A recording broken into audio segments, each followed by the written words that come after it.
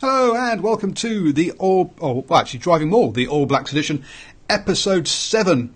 7. Actually, no, we did one episode. What was done by Cornflakes Crib, wasn't it? Anyway, I am Paul, the guy behind DrivingMaul, your best place for rugby opinion and predictions. And later tonight I will be bringing out my international predictions as well. And joining me this evening, I have both Herman. How are you doing, sir?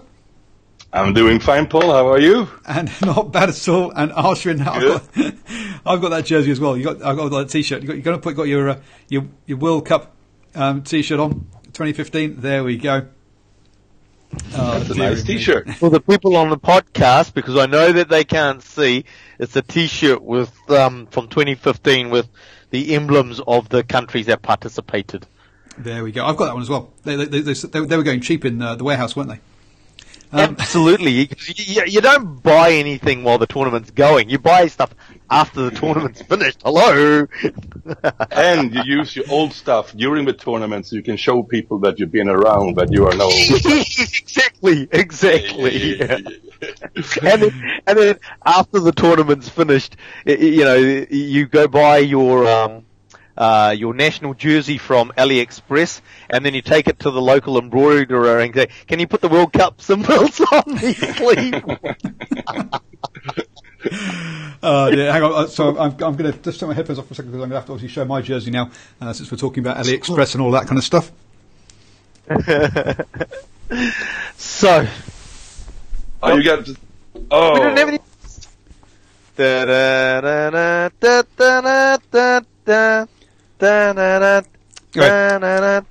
So how long since Canterbury did a New Zealand jersey? Okay, the Invincibles shows that it's not a real one. The Invincibles, yes. So it's a retro one. Look, a white collar and everything. That's where you go. All this blacker than black. Nah, you need a white collar. It's definitely going to be part of the jersey. Yeah, now look pretty much like I got my first All Black jersey in 1987 from a friend of my father was a Kiwi, Mr. Russell Puttig. Rest in peace, dear friend. He was the one who took me into the All Blacks camp from the beginning when I was 13 years old. I haven't seen one rugby game. I hadn't seen one rugby game my whole life, but he still convinced me this is the team to support. Yeah, this is SHIT. And to continue, living in Sweden back then, it was impossible to watch rugby back then. So the first time I ever saw actually an All Black game was in 1995, and this was a very good friend of my father. So he brought me several All Blacks jerseys when I was a teenager, and he talked up the All Blacks, and I totally believed him because I really liked him. So my expectation when the first time I'm going to see the All Blacks was pretty high after 8 years of talking up. But the first time I saw the All Blacks was when Jonah Loma was like bouncing down the left wing. So I thought, oh man, he was talking the truth all the time, And if you're lucky enough to get the Keith Quinn commentary, you get the Yeah, exactly. That's what I got. It completely delivered. Usually when you get 8 years of hype, you're gonna get disappointed. You're gonna get very disappointed. But anyway. We have got 3 questions for tonight, maybe even 4. But the way we're babbling on, you wouldn't realise it, would you? So let's kick off there, guys, and let's go first. What are your memories from the weekend? Obviously, this is the All Blacks show. It's just All Blacks versus France. Where did you watch it? How did you feel? What were your key players? Has Ashwin aged? He looks way older. Oh, brilliant. Red Moon, you are definitely how to make friends and influence people. Anyway, so Ashwin, before obviously you're so old you'll forget things. Before you forget, how did you feel at the weekend? Which weekend? Which weekend are we referring to here? Last weekend. Last weekend. What was happening last weekend? You were getting awful. See what I did there? Oh, I see what you did. See what I did there? You're getting old. I think we alluded to it yesterday. Memories from the weekend. New viewers. It's all fresh. No, absolutely. So, it's just that first international game of the season. It could have turned out to be an absolute disaster. It wasn't. And I mean, not in terms of a result, but just in terms of the quality of the game. But it's just that anticipation and the build-up and everything that goes with that first international game of the year. And, obviously we can go into the details of the game. First half was a bit ho-hum, a lot of errors and the thing. Not a much flow. It was great. It was actually probably really good that the French scored that first try, because it then adds even more to the drama of it. Yes. Ashwin, it was a highlight of a weekend, not the full match Hey, I was ready to sit back for the next 60 minutes and just listen. I'm old. That's old people do. So I started off, in the morning I woke up and I had a cup of tea. Yeah. That situation was just the most... So, Ashwin, what does your All Black breakfast look like? What do you eat on an All Blacks when you're going to go watch the All Blacks? Wheat Bix. Yeah. It's got to be Wheat. Yeah. So, do you have any match day routines? So obviously now they've moved the members area from under the West Stand. You can't go in the West Stand and have a curry and a beer like I used to. That was always my match day routine. So what do you have a match day routine? Actually, so generally on a test match, most of the time, not all the time, but most of the time, there's a little, there's a street corner, there's Dominion Road. Dominion Road's a big road down Auckland. It goes outside of Eden Park. To one side of Eden Park, you got one side you got Sandringham Road, the other side you got Dominion Road. So, there's a street corner that we meet up on. So you call my mates that, we all sit together with and say, okay, at 5 o'clock, we're going to see you there. We get our little chili bin and have a few beers on the street corner there. And if I've got my kids with me, I'll move in a bit earlier into the stadium, so about 6 o'clock, 6:30. If I don't have the kids, then we sort of walk in about 6:30, 7 o'clock. And yeah, that's basically it. It's great. You watch the people walking by. You've got the opposition, sort of fans, and you give them a bit of jip. They give you a bit of jip back. It's great. It's really good. That's good. Oh, So when I was up there the other weekend and we went out for my birthday, I was with Pierre. We nipped into the Kingslander. It's always good to nip in there for a beer pre-game if you can find any space. And then across the road to handmade hamburgers, which was those were good to eat as well. My match day, I was at home watching it on the screen and with a beer opened by my Bottlepop. Rolex going here with a 3-man line-out. So yeah, 3-man line-out. And obviously, affiliate link in the notes below if you want one of those. Perfect for the All Blacks fan who's got everything already. So I even got a sales pitch now. Wow, look at that! You never know. So I might buy one. I was at home and I was really happy in that first half to actually see that. Yeah, you say All Blacks. Sorry, not the All Blacks. France scored. It was all very close in that first half. So yeah, that, as you say, it didn't turn out to be the one-sided affair from the beginning that we thought it might do. I think it helps that Racing 92 didn't make the French top 14 final, so their players were available. And yeah, no, it was. I really enjoyed the game. I thought it was a good game that sort of slipped in obviously in the last half hour, but for the first 50 minutes, really enjoyed the game and was happy. So Herman, where were you watching the game? I was at an Irish bar in Chiang Mai, and it was, thank God, it was a good crowd because when I started going there a couple of years ago, we were a pretty good crowd watching the Super Rugby every weekend there. But the last year it's been like me, Barry, and it's a chief fan. He's from Waikato, but I never know his name, so I only call him like Barney because he looks exactly like Barney in Simpsons, and he behaved like Barney in Simpsons too, by the way. Chiefs! Chiefs!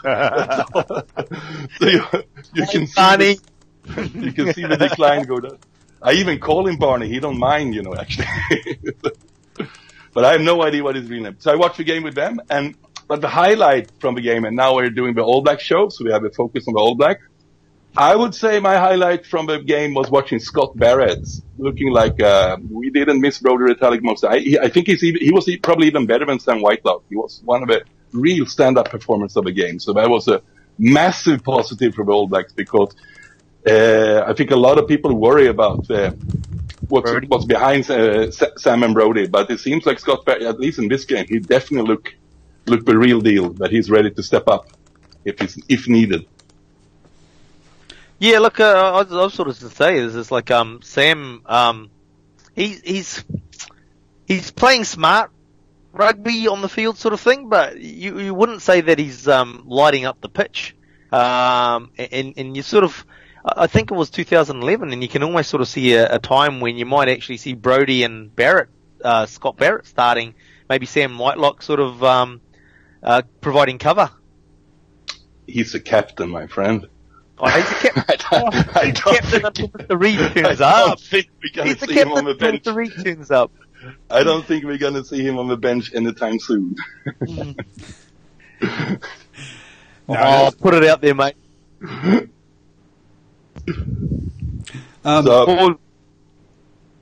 Sorry, but I think in Sam Whitelock's defense, I think you could also see that with Sam Kane. Both of them, you could probably see at least like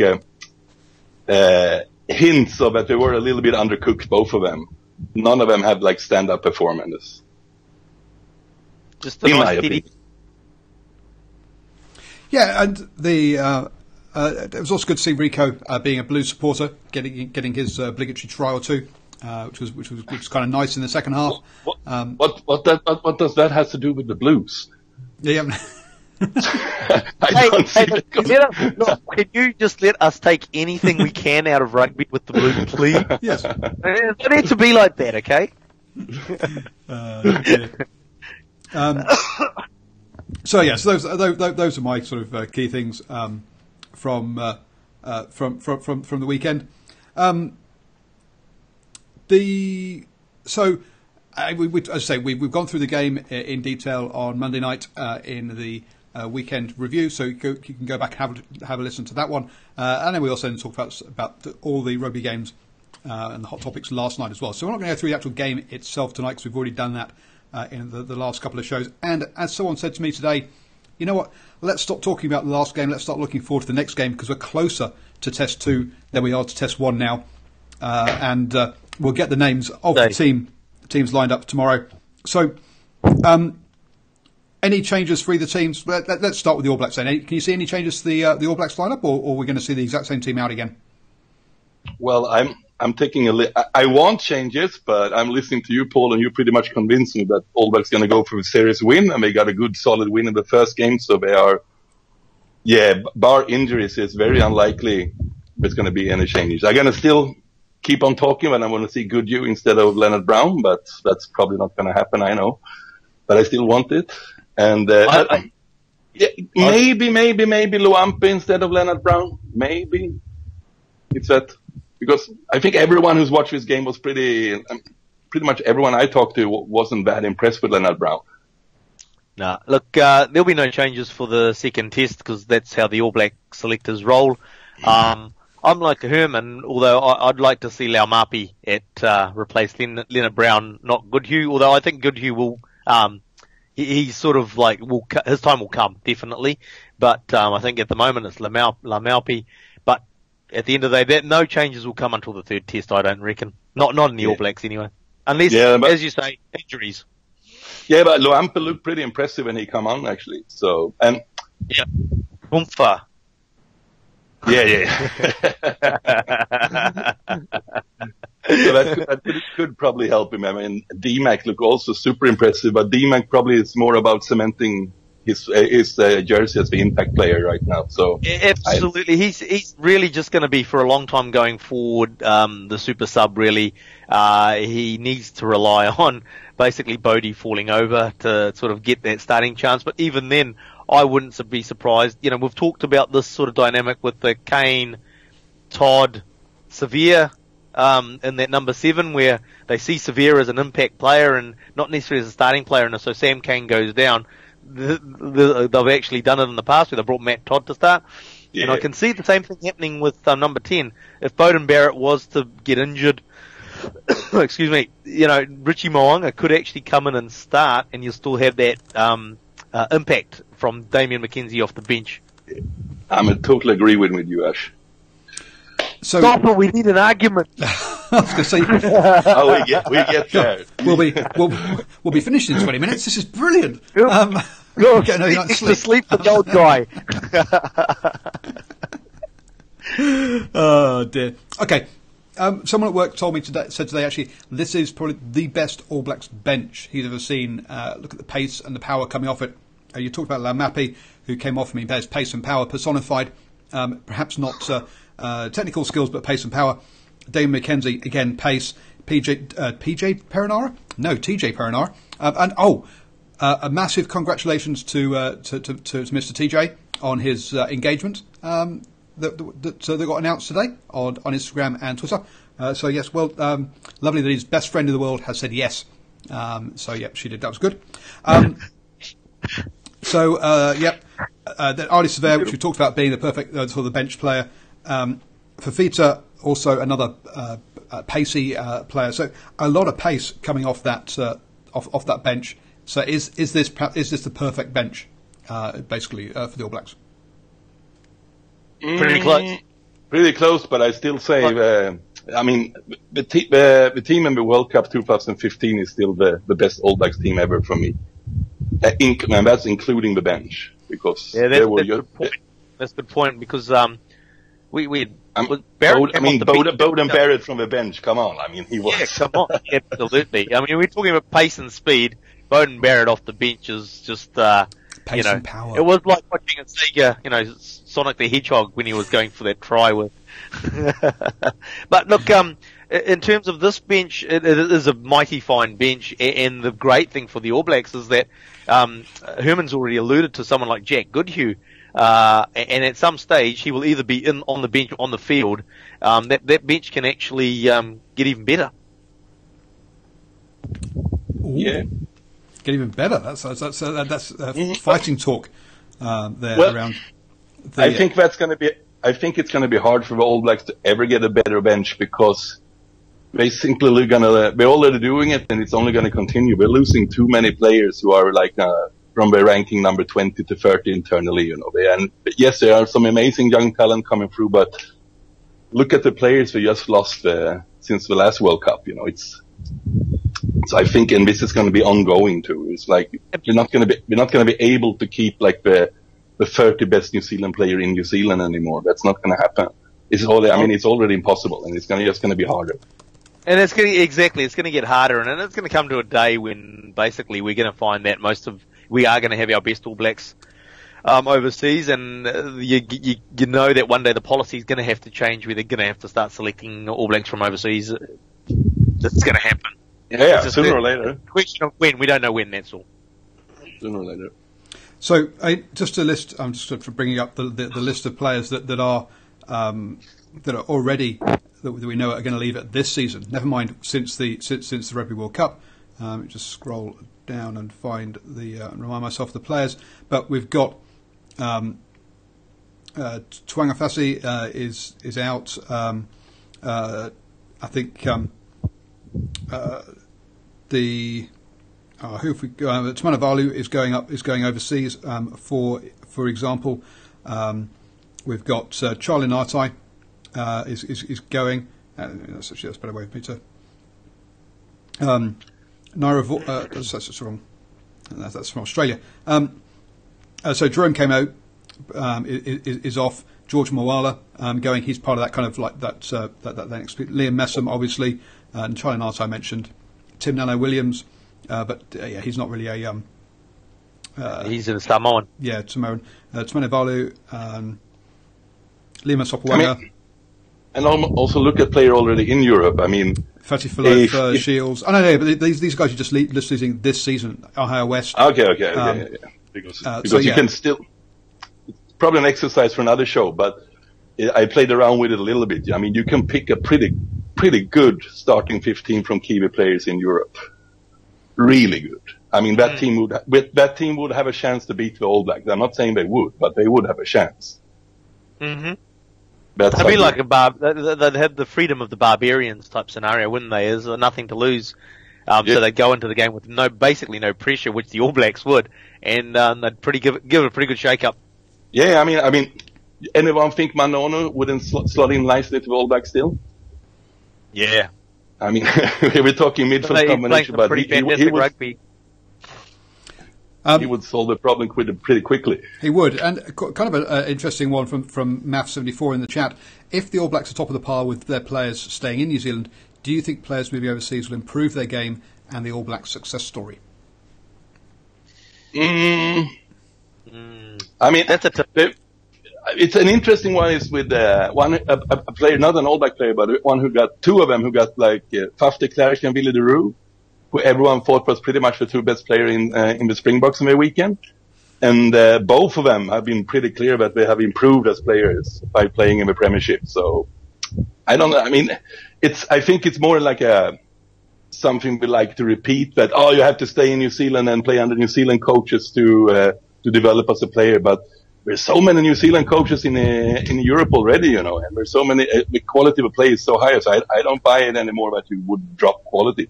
The problem would be that they would play a lot more games. Yep. So they'll get it. Yes, totally sort of go along the same lines as Herman says.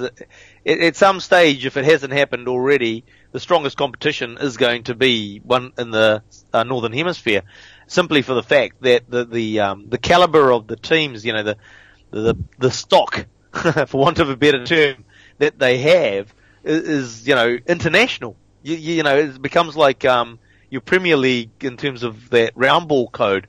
Because you can have a club team that's stronger than an international side because you can go buy players from everywhere and create that strong team like they do with the French side. So, you can see if it hasn't happened already at some stage, you can imagine that quite easily that a Northern Hemisphere competition will be better than a Super Rugby competition. And if that's the case, you learn your best in the hardest environment and the hardest competition. Yeah. I mean, players.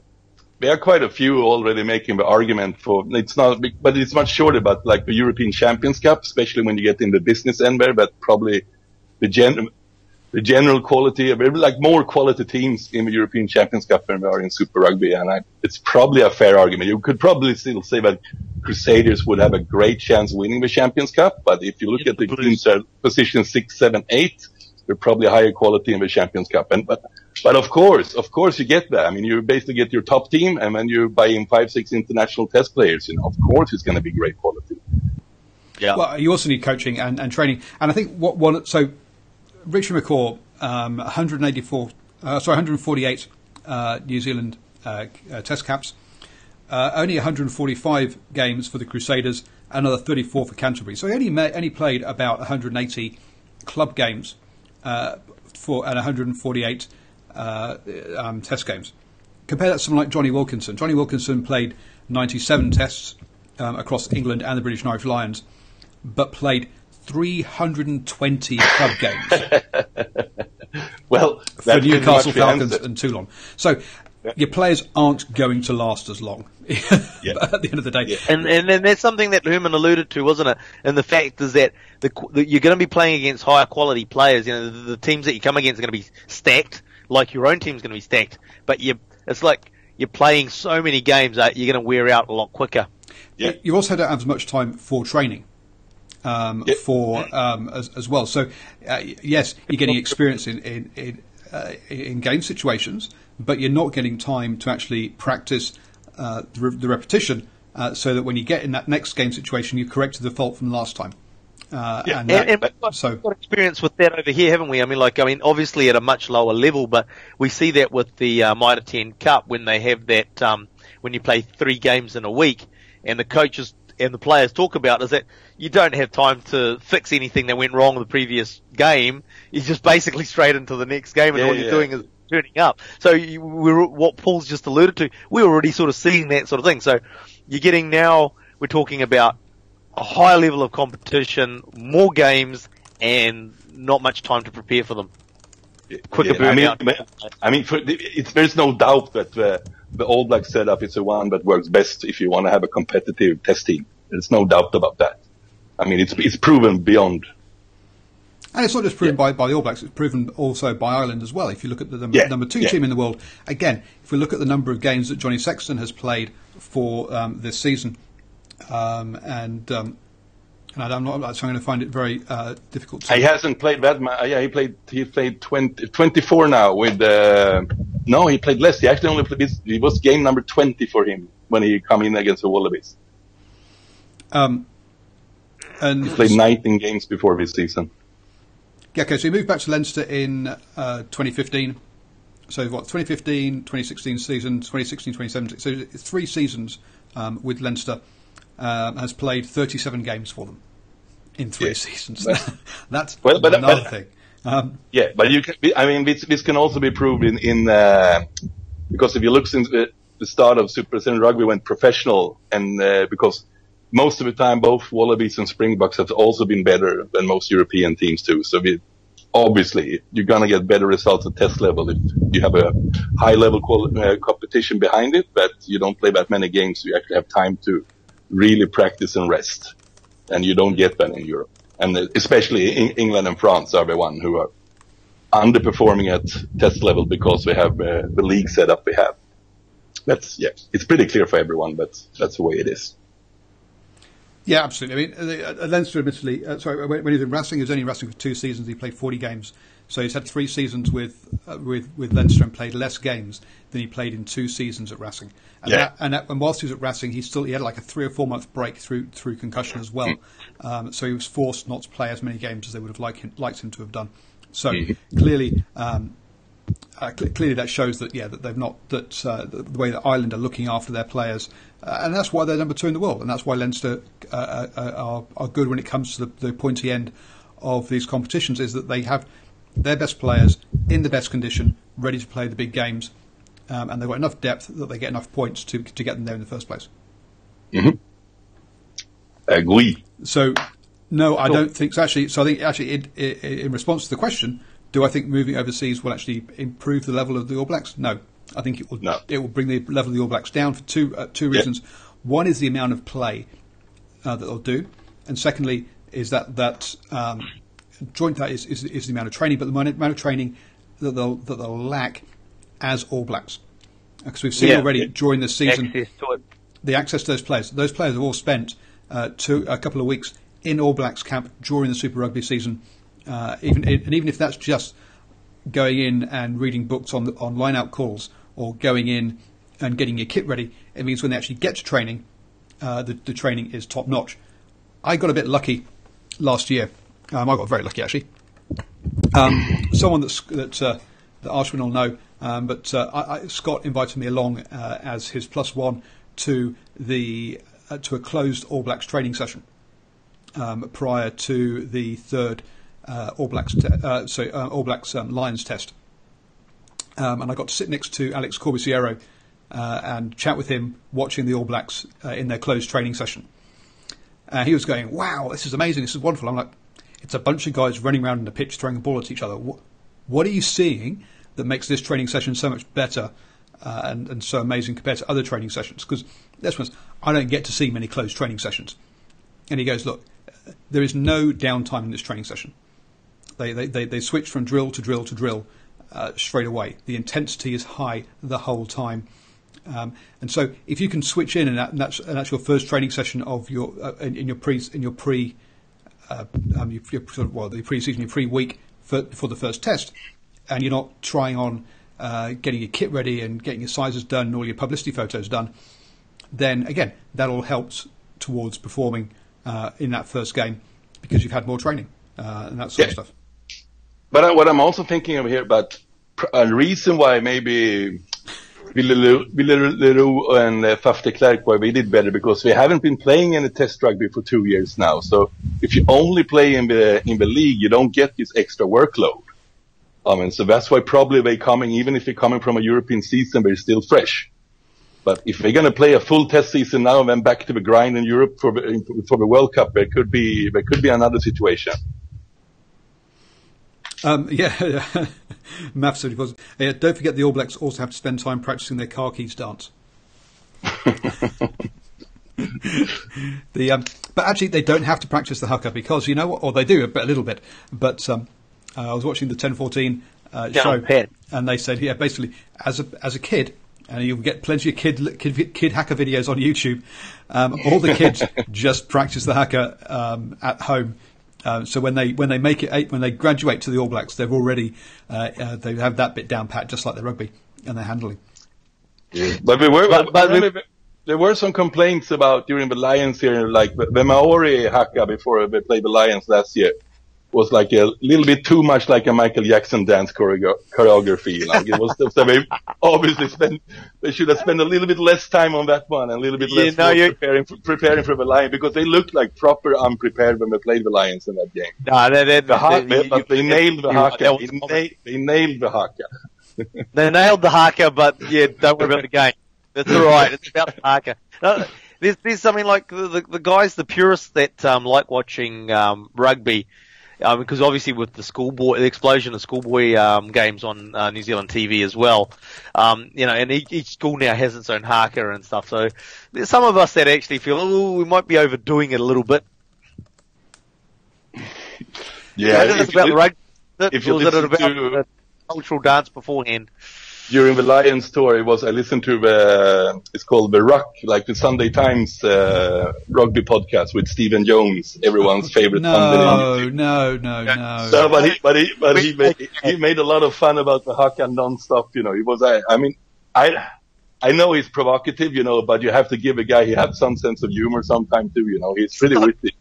So it's like he described his day, and so we wake up here in the hotel, went down to the hotel breakfast, watched the haka, then we went down to the city, went for the lunch, and then we saw another haka. He's like, whatever he told his day he'd been doing was always, he did that and watched the haka, that and watched the haka, that and watched the haka. Okay, there's nothing stopping Stephen Jones going around watching maypole dancing. Apart from it doesn't happen quite so much. But no, you can't blame the fact that we haven't got a maypole to dance on every corner. You can use a lamppost. If we started putting poles in every corner in England and asking people to dance, I'm not sure you're going to be getting maypole dancing.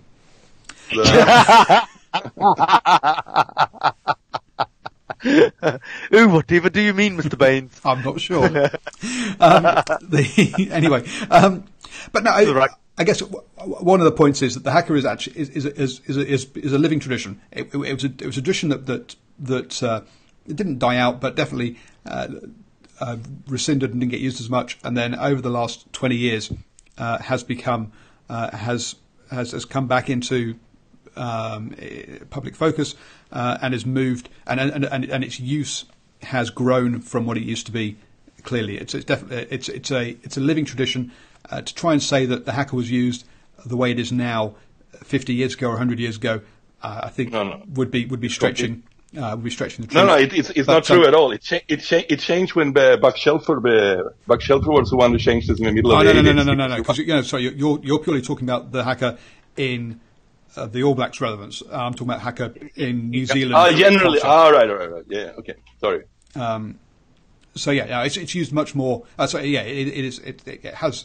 There's been an enlightenment of the native culture in New Zealand, and so there's been an embracing of it, and obviously, and we're starting to see a wider use of the native culture through New Zealand for the people listening from overseas, and it's helping to keep obviously with we see this globally in terms of the native cultures sort of waning or dying off, and it's just like it's been great that it's been embraced by the country as a whole, because it's starting to revive their culture, and it's also becoming part of who we are, sort of thing as well. So not just the fact that you're a Maori and you have this culture, but as a New Zealander and you have this culture.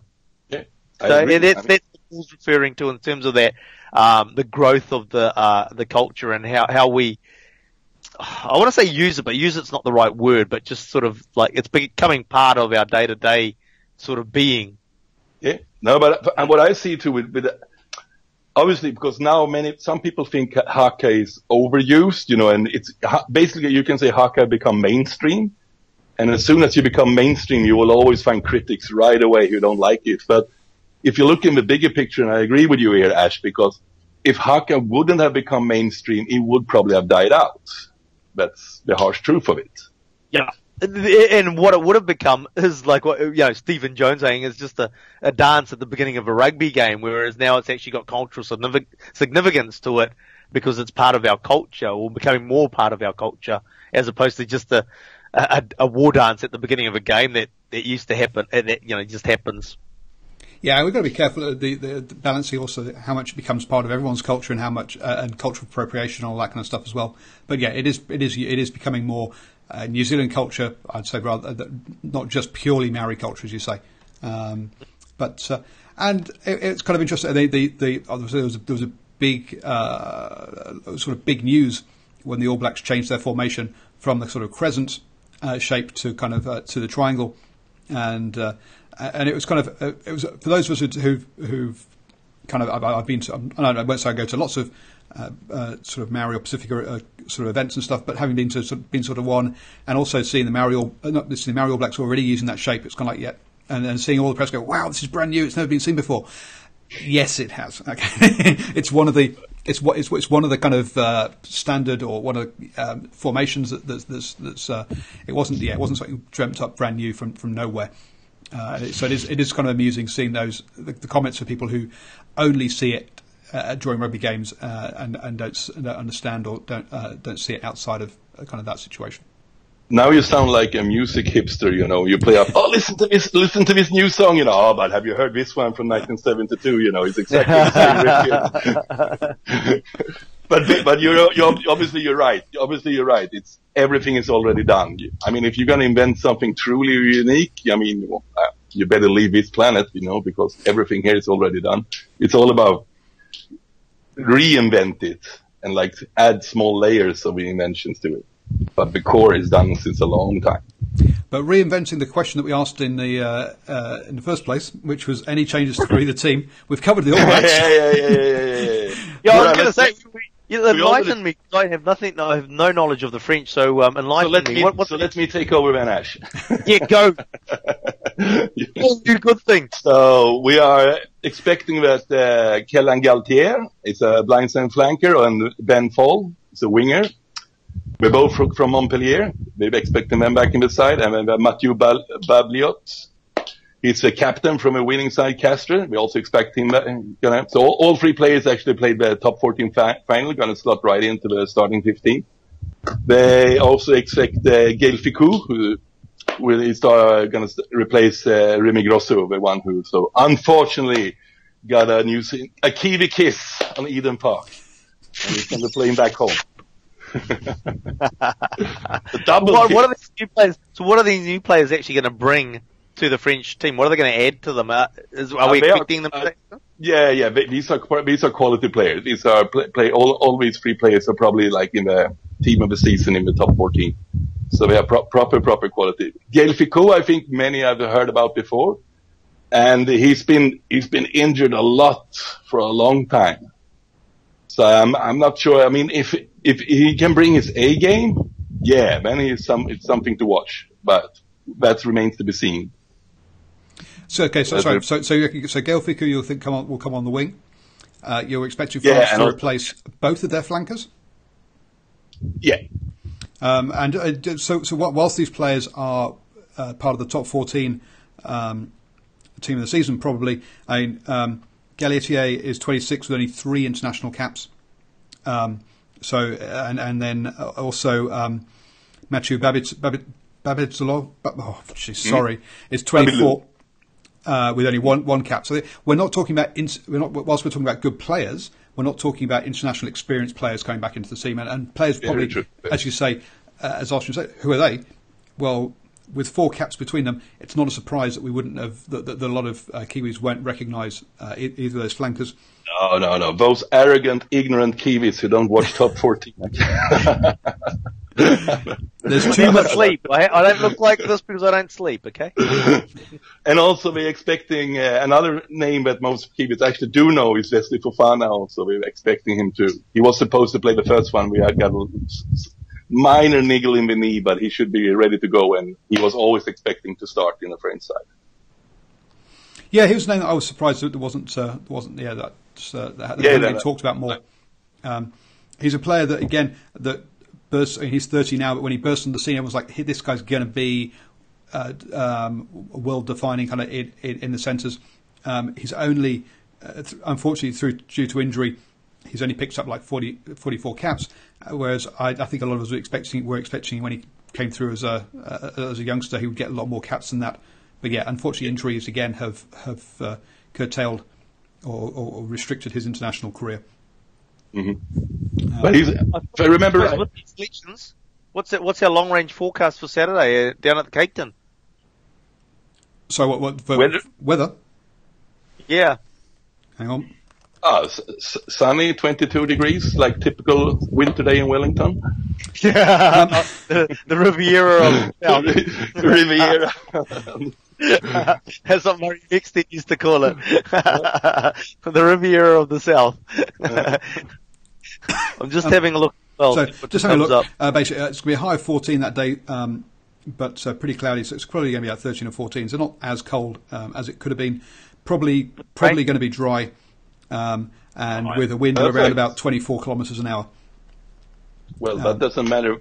That's the only place Bowden Barrett actually can kicking like consistently good. So the the more the wind, the merrier. So we won't be. It's going to be windy, but probably dry. Unlike New Plymouth, where it's raining this weekend, unfortunately. So dry game, which obviously we always kind of want. We hope. Yeah, that's good. So in terms of the players that you've mentioned coming into the French squad, in terms of what are you going to actually see from them on Saturday? What aspect of their game that is there something unique to their game that we'll sort of be looking for? So I mean, as we're talking about changing flankers, are we talking faster flankers or heavier flankers or juggling flank? What kind of style are we talking about? These guys going to bring to the game? That's. I don't think we're going to see a massive difference from the first game. Probably what these guys bring more than the ones who played with. We said is they have consistently been playing in a much higher form for a longer time. And they probably come with a little bit of a confidence too, because they obviously have really good seasons.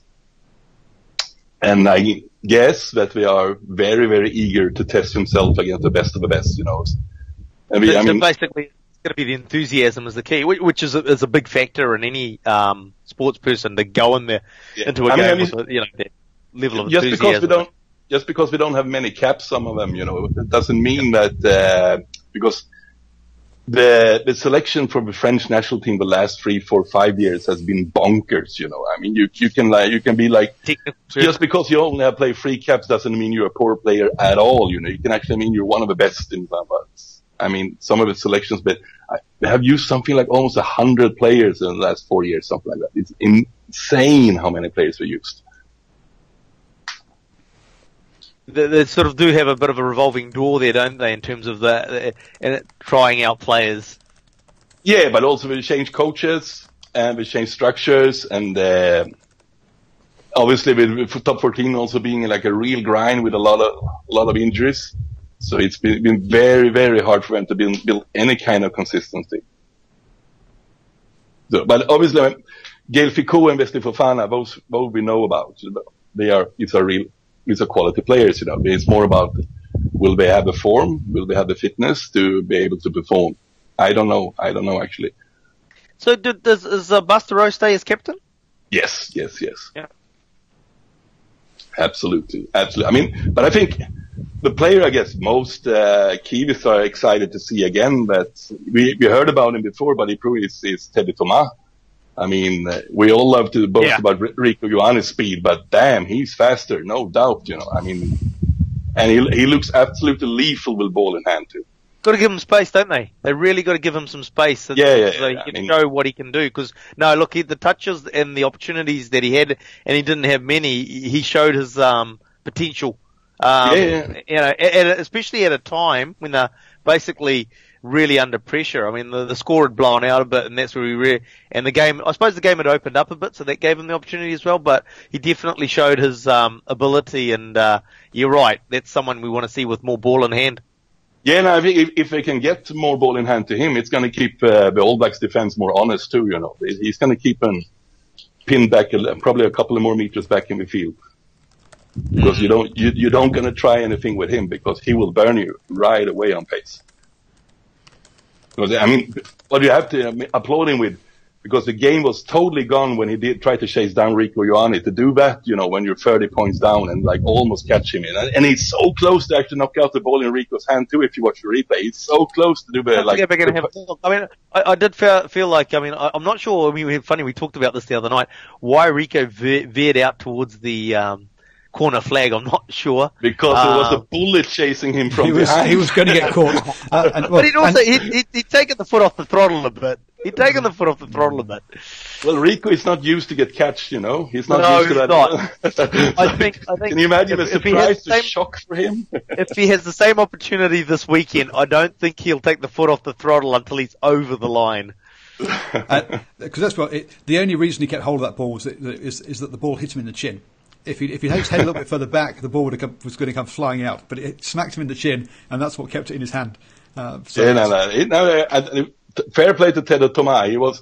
He was close to make the defensive play of the season. Actually, that was really close. Mm.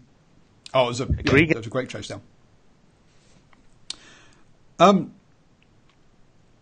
So the last question is: so looking forward to this weekend, then. Was that France's best chance to win something against a rusty All Blacks, or do you think they've got something they can build on to take on into this weekend and improve and step things up?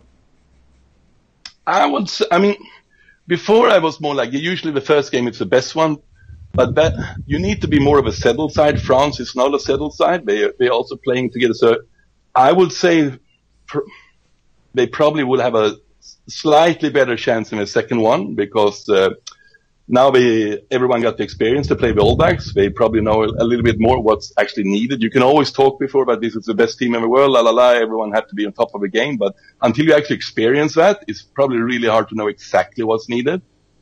And we also have to, in a way, compliment the French, the coach came afterwards and said All Blacks are a dirty team, but he was very quick to retract those quotes.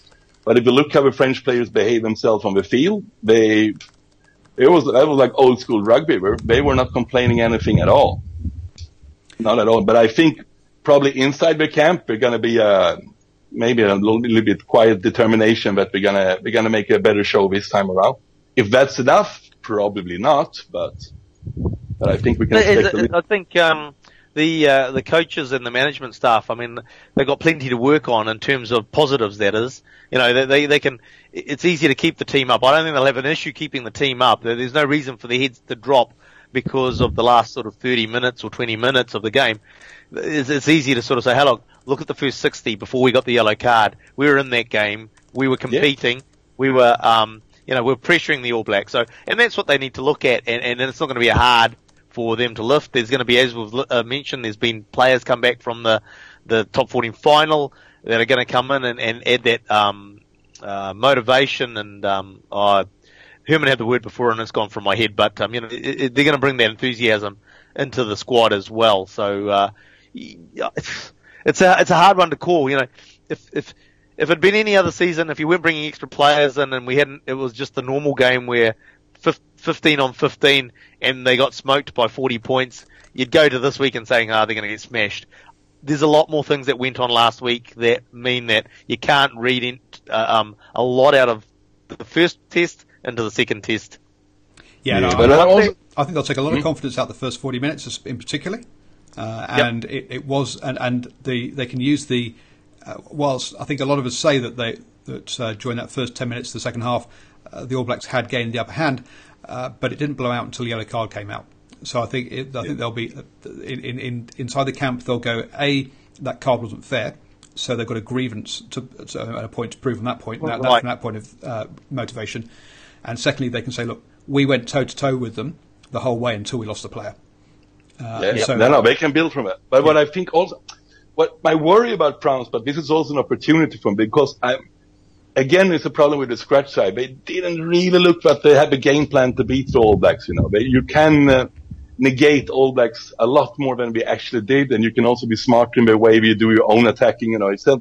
it felt like they were a little bit stressed when those few times they actually got the ball. They should try to just slow it down. Work through emotion, try to milk a penalty, kick the penalty. They were classic sort of game plan. Yeah, play like a little bit. Play boring rugby until it's actually on, and then you hit. But don't try to do the magic stuff before it's really, really on. And it's interesting you say that, because the thing is that for the All Blacks, I'll be sort of thinking is that, hang on, they tried to play apparently this new game plan right from the kickoff, and they learned with about 10 minutes to go in the first half that, hang on, we're actually going to have to revert back to making some we're going to have to get momentum before we send it wide. We can't just keep going side to side. The defence is strong enough. They're keeping us out. We need to actually get some forward momentum before it. So the All Blacks, in that sense, I'm guessing, aren't going to go to their new game plan. I just did air quotes for the people on listening to the podcast, and they're gonna sort of stick to a more traditional game plan as well themselves, I suspect. Yeah, man. But I thought the signs I saw the All Blacks' new game plan, which is like how to counter the rush defense. I think it's very obvious that they're going to go for a lot of grubber kicks. That's how you do it. And they tried it a lot in the first half. Yeah. Got to get more accurate with it, though, don't they? Yeah. I mean, but it's a serious skill to get off good rubber kicks. So. But it worked for Cody Taylor's try, for example. It did. There were a few sort of kicks before that. Yeah. I watched a lot of under-20s this last 2 weeks too, and you've seen a lot of rubber kicks in under-20s from pretty much all teams. It's because everyone is doing the rush defense. That's a massive digression we can have. Again, I just haven't understood for the last sort of 4 or 5 years with all these, well, obviously us watching Super Rugby over here, and everybody, that's a fantastic rush defence that they've got. It's like, hello, you chip kicking behind them if there's a rush defence. It's not rocket surgery. It's just like, hello. Rocket surgery? And don't put it in rocket surgery. Rocket science or brain surgery? Oh, come on, have you not heard of that? Have you not heard of rocket surgery? Now we have. I forgot. Now we have. Yeah. I'll send you the link through on that one. There's a history behind that. I've forgotten what it is at the moment, but there's a history behind it.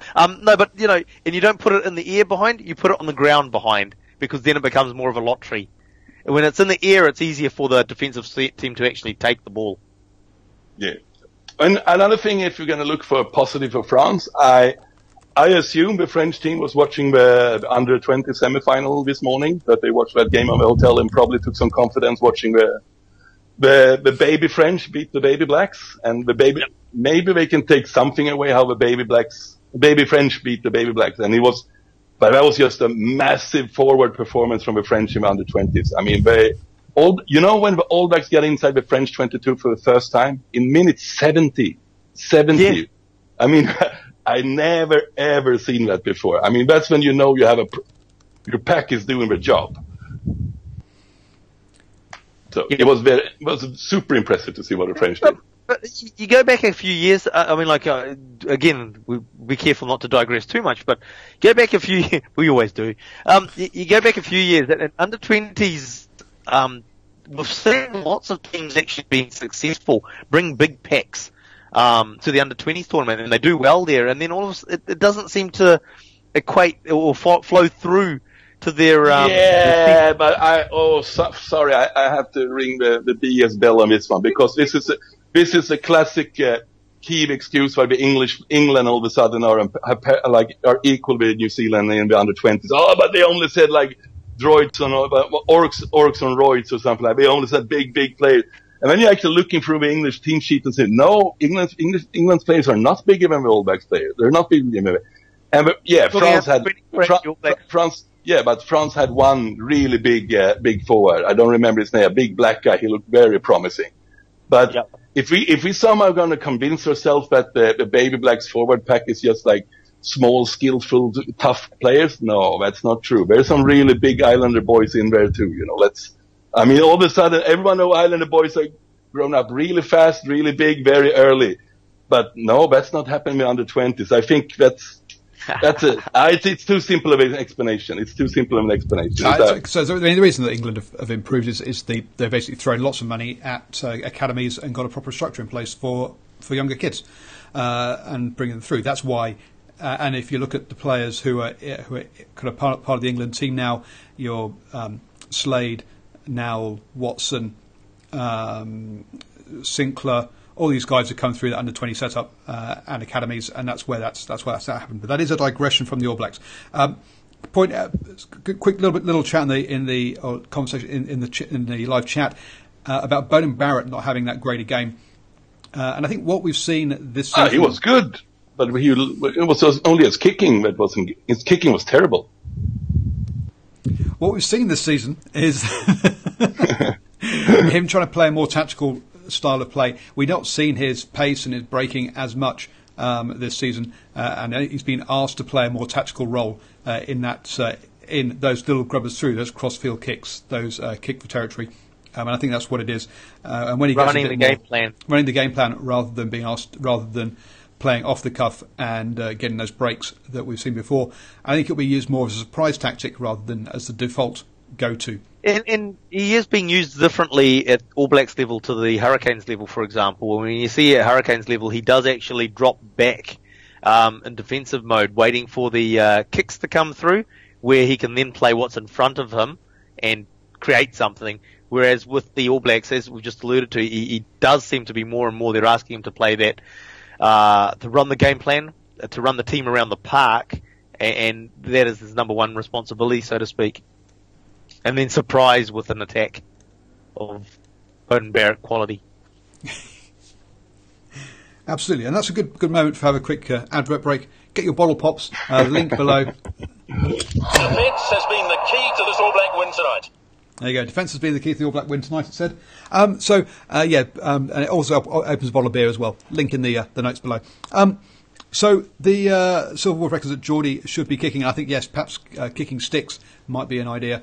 But they have faith in Bowden Barrett. And Bowden Barrett's been getting lots of practice from kicking out wide on the left, particularly the Hurricanes, with Ben Lamb scoring in the corner all the time. I mean, how inconsiderate of him not to score closer in. Well, he's kicking in Super Rugby this season has been right. Exactly. I think he's over 80%, isn't he? Yeah, he's kicking in Super Rugby has been great. He's been getting lots of practice from out wide as well. This was my point. Oh.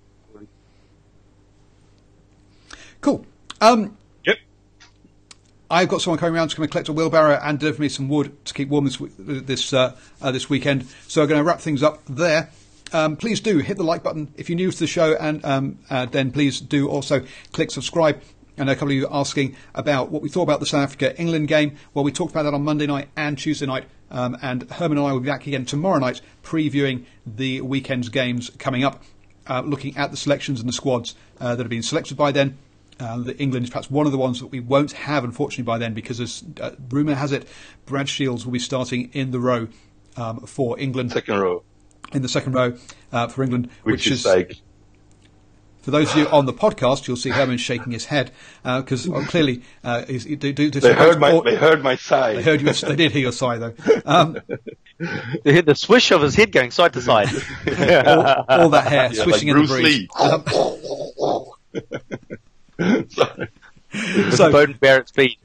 Also, we're always up for good rugby chats. Do comments down below and tell all your friends, family, enemies, and all those other people. And just people you just find sort of wandering down the street, just go, "Do you listen to the DrivingMaul podcast?"